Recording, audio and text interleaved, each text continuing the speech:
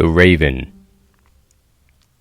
Once upon a midnight dreary, while I pondered weak and weary over many a quaint and curious volume of forgotten lore, while I nodded nearly napping, suddenly there came a tapping, as of someone gently rapping at my chamber door. "'Tis some visitor," I muttered, tapping at my chamber door, only this and nothing more. Ah, distinctly I remember, it was in the bleak December, and each separate dying ember wrought its ghost upon the floor.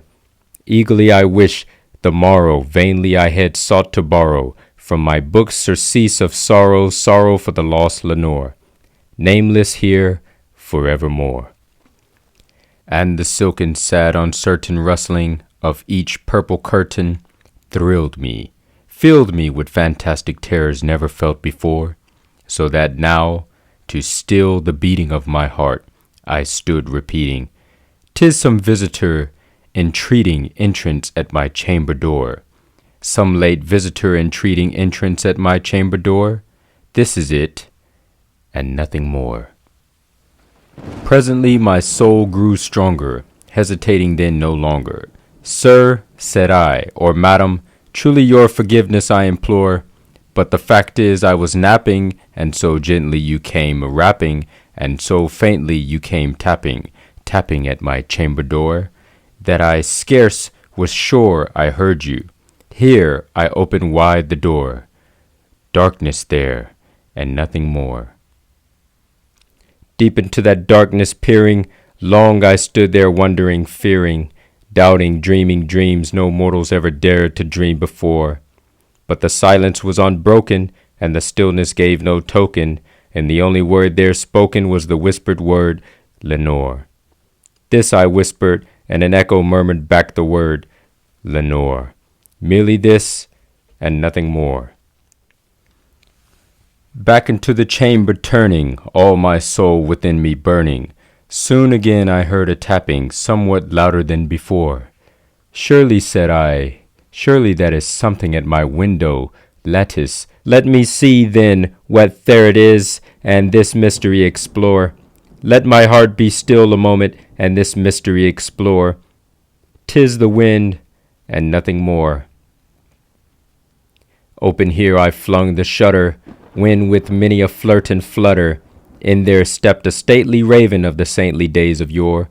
Not the least obeisance made he, not a minute stopped or stayed he, but with mien of lord or lady, perched above my chamber door, perched above a bust of Pallas just above my chamber door, perched and sat, and nothing more. Then this ebony bird beguiling my sad fancy into smiling, by the grave and stern decorum of the countenance it wore. "Though thy crest be shorn and shaven, thou," I said, "art sure no craven, ghastly grim and ancient raven, wandering from the nightly shore. Tell me what the lordly name is on the night's Plutonian shore." Quoth the raven, "Nevermore." Much I marveled this ungainly fowl to hear discourse so plainly, though its answer little meaning, little relevancy bore, for we cannot help agreeing that no living human being ever yet was blessed with seeing bird above his chamber door, bird or beast upon the sculptured bust above his chamber door, with such name as Nevermore. But the raven sitting lonely on the placid bust spoke only that one word, as if his soul in that one word did he outpour. Nothing further than he uttered, not a feather than he fluttered, till I scarcely more than muttered, "Other friends have flown before. On the morrow he will leave me, as my hopes have flown before." Then the bird said, "Nevermore." Startled at the stillness, broken by replies so aptly spoken, "Doubtless," said I, "what it utters is its only stock and store, caught from some unhappy master whom unmerciful disaster followed fast and followed faster to his song's one burden bore, till the dirges of his hope that melancholy burden bore, of never, nevermore." But the raven still beguiling all my fancy into smiling, straight I wheeled a cushioned seat in front of bird and bust and door. Then upon the velvet sinking, I betook myself to linking fancy unto fancy, thinking what this ominous bird of yore, what this grim, ungainly, ghastly, gaunt and ominous bird of yore meant in croaking nevermore. This I sat engaged in guessing, but no syllable expressing, to the fowl whose fiery eyes now burned into my bosom's core. This and more I sat divining, with my head at ease reclining on the cushion's velvet lining that the lamplight gloated yore. But whose velvet violet lining with the lamplight gloating yore? She shall press, nevermore.